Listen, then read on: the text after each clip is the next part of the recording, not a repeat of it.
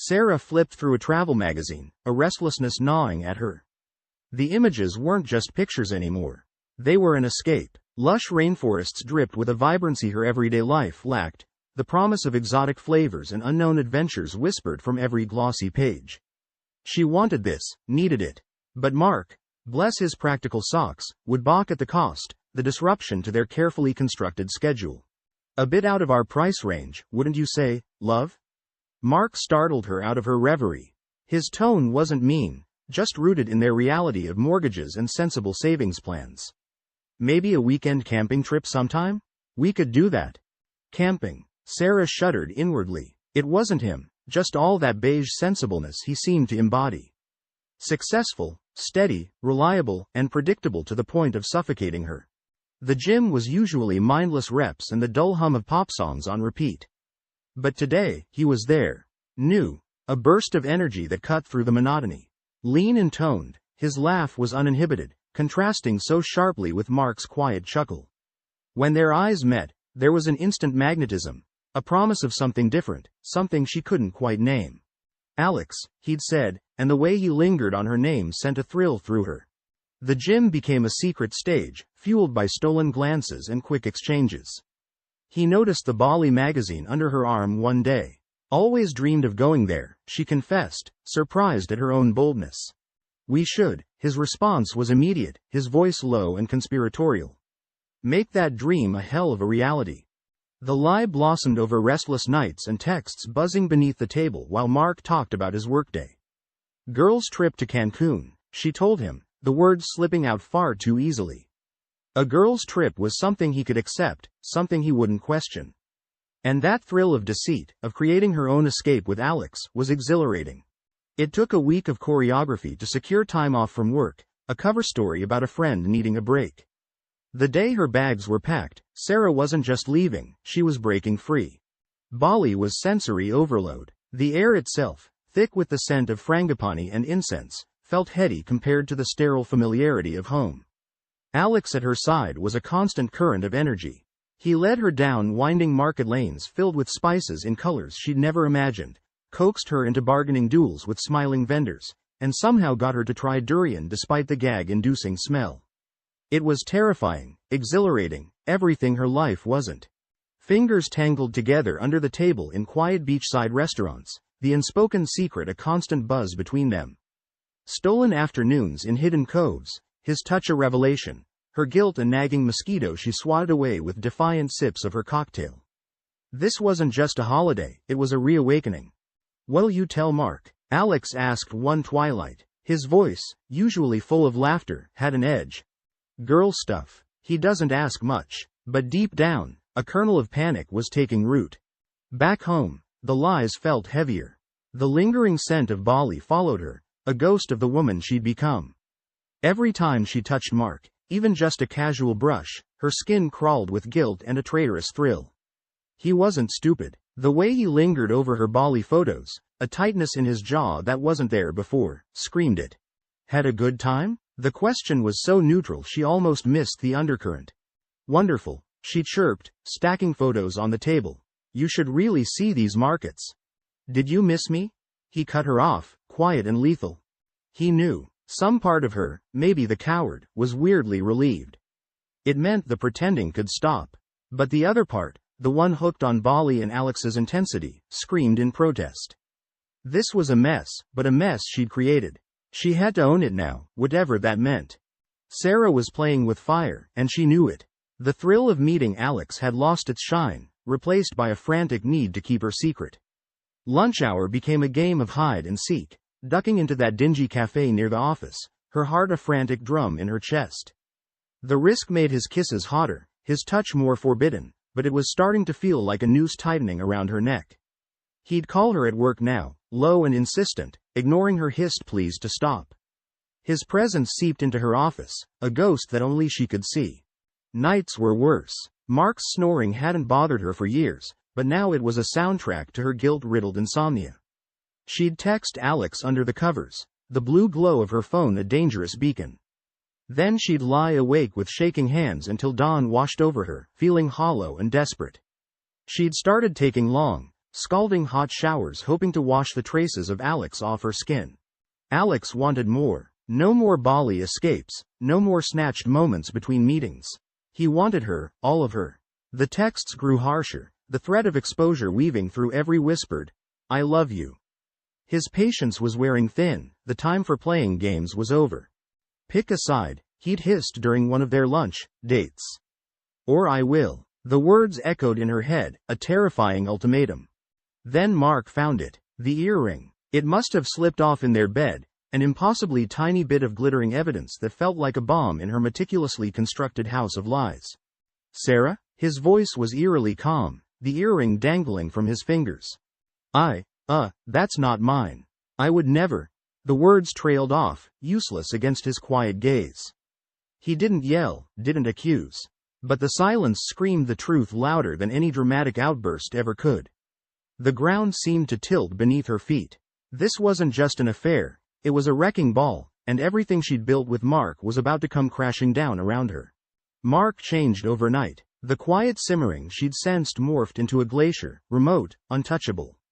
Business dinners stretched into late nights, and his usual curt explanations were replaced by silences that throbbed louder than any accusation.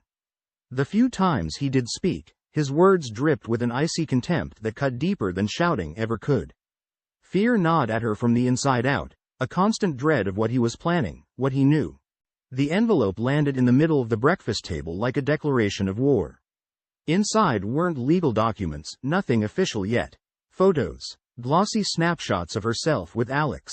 Laughing in a restaurant she'd told Mark she couldn't make.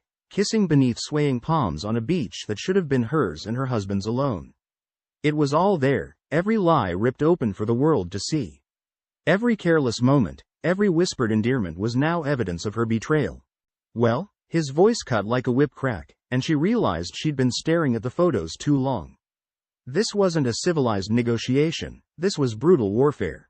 She opened her mouth, a torrent of excuses and apologies ready to unleash, but it all died as soon as it formed. There was no use. She couldn't spin stories to counter these stark images, no way to explain away the laughter in her eyes, the way she leaned into Alex's touch. So she just nodded, a pitiful admission of guilt hanging between them like a funeral shroud. "Please, Mark, we can work through this. I love you," she pleaded, voice barely a whisper. Her pride was in tatters. There was nothing else left, no clever arguments, just this desperate, raw truth she'd ignored for too long. He laughed, a cruel sound filled with a bitterness she didn't recognize. "Funny, Sarah. Seems I wasn't the only one who got bored."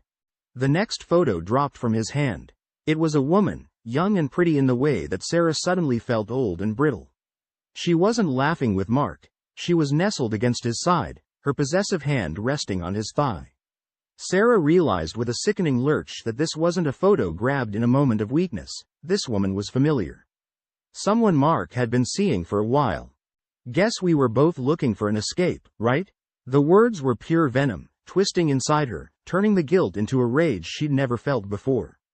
Her own betrayal, thrown back in her face. It wasn't forgiveness he wanted, it was a pound of flesh. His revenge was cold, calculated, and far more brutal than anything she'd ever imagined. Sarah stared at the photo of Mark's new woman. An icy knot of humiliation tightened low in her stomach, twisting with a painful intensity that rivaled the guilt. Here was her betrayal reflected back, not as a confession to atone for, but as another weapon wielded in this devastating game of revenge. Mark had found his escape, and her own reckless search for thrills seemed even more pathetic in comparison. "Turns out I wasn't so predictable after all, was I?" Mark's words, filled with quiet satisfaction, clawed at her.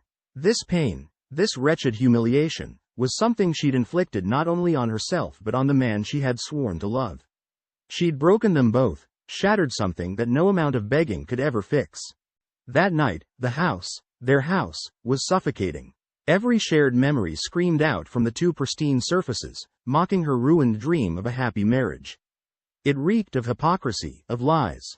Mark slept soundly on his side of the bed, a stranger with a heart now locked firmly against her. Alex. He was the only one who. Well, she wasn't sure what Alex was, anymore. But in her fractured world, he felt like the last shred of something resembling comfort. She reached for her phone, A lifeline thrown towards her own self-destruction. "It's over," she choked out, hot tears sliding down her face. Well, not so fun when the shoe's on the other foot?" Alex's laughter crackled through the speaker, harsh and uncaring. "You should have thought of that. Please, just..." She wanted to explain, to apologize, to somehow bridge this yawning chasm of loneliness. "You want love, sweetheart? That'll cost you." His voice dropped low, a slithery promise that sent shivers of revulsion down her spine. With a shaking hand, she hung up. Even he, the instigator of her downfall, wanted nothing more than to exploit her misery. The foundation of their affair, built on lies and stolen moments, crumbled into dust. Sarah was alone, truly, utterly alone. She finally understood the true price of her betrayal. A single suitcase felt both too heavy and not nearly enough as she stood in the doorway. Looking back, the hollow shell of a home blurred with the image of Mark's icy smile and the glossy photo of his new lover. This wasn't just an escape she needed, this was exile. Mark's lawyer was a shark. Smooth, dressed in a suit that screamed of money Sarah had once freely spent, with a smile that didn't reach his eyes. He spoke of asset allocation, prenuptial agreements, and something called infidelity clauses. Sarah's head spun. Turns out, her lies had cost her more than her marriage. Years of building a life together whittled down to a few cold signatures. The house went to Mark. The savings account she thought was safely hers evaporated. Even the damn dog was technically listed as his property. The apartment she managed to snag felt foreign. It was beige, cramped, and echoed with the silence of being truly alone. Days blurred into one another as she picked at leftovers, the motivation to cook as gone as her appetite. She'd flinch at the sound of her phone, every ring a potential bill collector, every unknown number a reminder that her world had narrowed to a point of suffocating solitude. Even her bed, previously a sanctuary, was now just a stark reminder of empty space beside her. The yoga studio where she'd once giggled with friends now felt hostile. The pity in their eyes was far worse than any judgment. It whispered from the forced smiles, the too loud offers of coffee that never materialized. Every glance felt heavy with the weight of the gossip she was sure was swirling like vultures overhead. Sometimes, she'd linger after class, hoping someone, anyone, would approach. But the moment the instructor finished her final mantras, the room emptied like everyone was desperate to get away from her. It was in the grocery store, of all places, that the whispers took form. Two women, voices sharp enough to cut through the canned music, giggled cruelly about some poor woman caught with a younger man. The details were vague enough, but the sneer, the way they called her stupid and desperate, well, that was crystal clear. Alex had talked. He'd spun lies to make himself the victim, and like wildfire, the rumors had spread. His parting gift, delivered via faceless strangers. She abandoned her cart, a wave of nausea washing over her. There was nowhere to hide, no escape from the fallout of her actions. The loneliness wasn't just the quiet of her empty apartment, it was the knowledge that Mark's revenge had been far crueler than any legal document. He'd ripped away her reputation, poisoned her against rebuilding any semblance of the life she'd lost.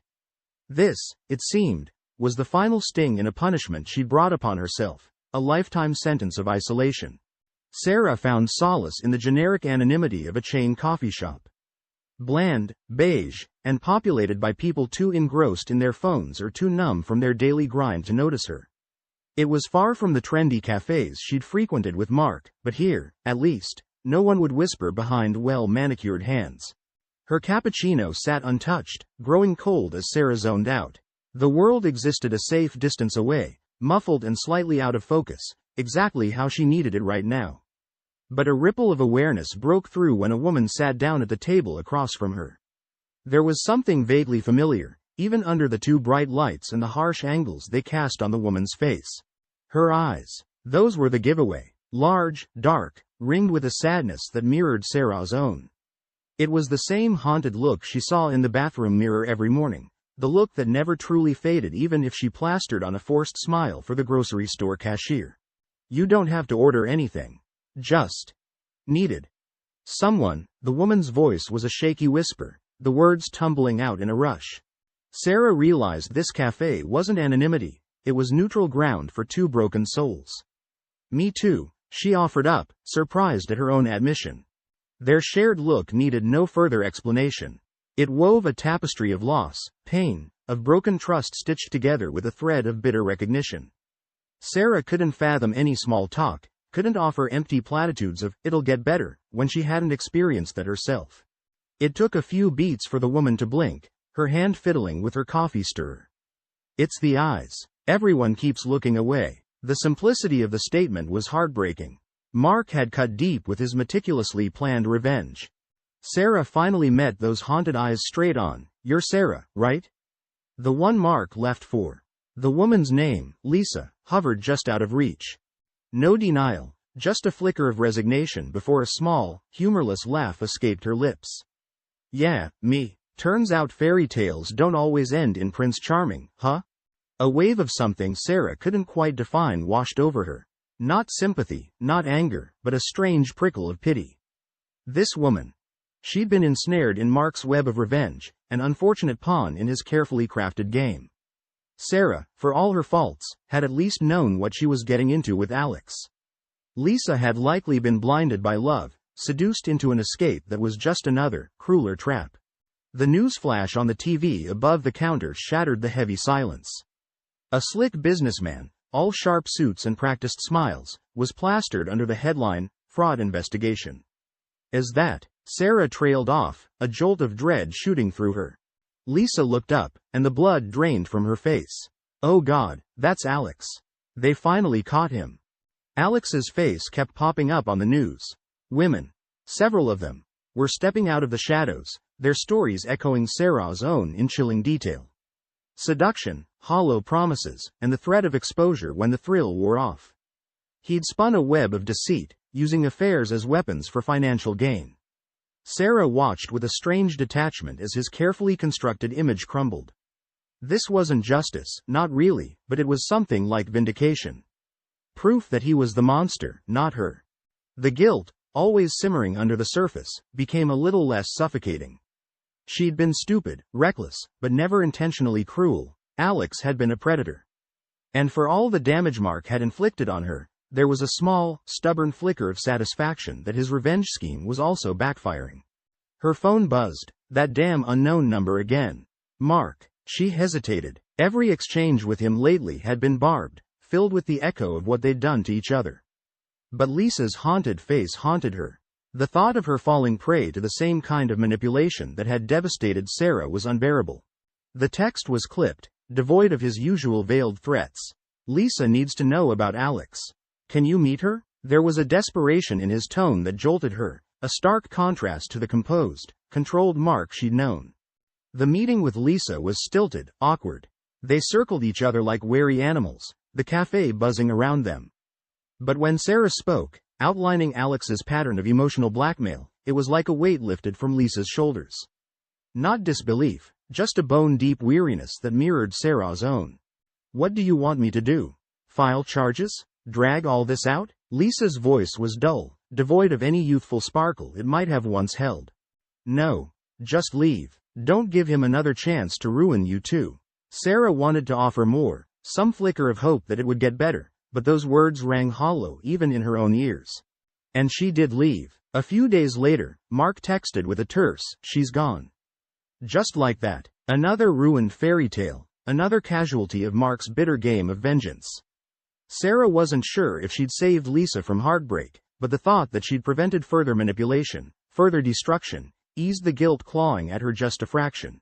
Mark reached out again. Not an accusation, not another threat, but something resembling an apology. A tired, defeated admission that his plan might have backfired, leaving him lonelier than even Sarah's betrayal had. There was no request for forgiveness, no expectation of it. Just an acknowledgement of the wasteland they'd both played a part in creating. It was the furthest thing from a happy ending, but it was an ending of sorts.